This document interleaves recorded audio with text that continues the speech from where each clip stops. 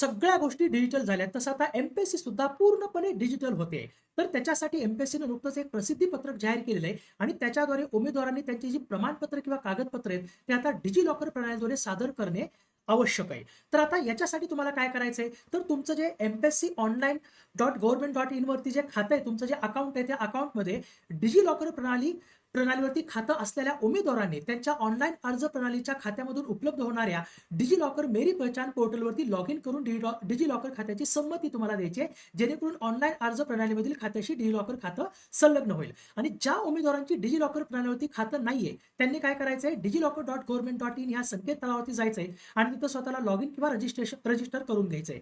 Register केल्यानंतर तुमचं log in होईल. लॉग इन केल्यानंतर बघा, लॉग इन कशा पद्धतीने करायचंय, तुमचा आधार क्रमांक किंवा आधार क्रमांकाशी जो तुमचा मोबाईल नंबर आहे, त्या मोबाईल नंबरनी तुम्हाला तिथं लॉग इन करायचंय. लॉग इन झाल्यानंतर तिथं डाव्या बाजूला त्या digillocker.government.in याच्यावरती लॉग इन झाल्यानंतर डाव्या बाजूला इश्यू डॉक्युमेंट नावाचा ऑप्शन आहे, त्याच्यावरती क्लिक करायचंय. त्याच्यावरती क्लिक केल्यानंतर तुमचे 10वी 12वी ग्रॅज्युएशन नंतर तुमचं आधार कार्ड, पॅन कार्ड, वाहन परवाना सगळी कागदपत्र जी गव्हर्नमेंटने इश्यू केली ती तुम्हाला तिथं दिसतील. आणि जी कागदपत्र तुम्हाला आवश्यक आहेत परंतु त्या डिजी लॉकर खात्यामध्ये तुमची नाही आहेत, तर तिथं ड्राईव्ह नावाचा एक ऑप्शन आहे, तर तिथं तुम्हाला पीडीएफ स्वरूपात ती अपलोड करायची आहेत. कारण आता इथून पुढे जो काही तुम्ही अर्ज आता एम-पी-एस-सीचा तुम्ही सादर करणार आहेत किंवा जो काही तुम्ही फॉर्म भरणार आहेत, मग कुठला असो, तो गट अ चा असो, गट ब चा, गट क चा किंवा गट ड चा असेल, राईट, तो कागदपत्र भरण्यासाठी तुम्हाला प्रत्येक टप्प्यावरती काय करायचंय, ऑनलाईन अर्ज सादर करताना प्रमाणपत्र किंवा कागदपत्रे सादर करण्याच्या टप्प्यावरती उमेदवारांना डिजी लॉकर प्रणालीद्वारे कागदपत्रांचा पर्याय निवडायचा आहे आणि त्यावेळी संबंधित कागदपत्रे तिथं सामायिक शेअर करायचे आहेत, राईट. आणि हे सध्याच्या घडीला थोडं ऑप्शनल आहे, वैकल्पिक आहे,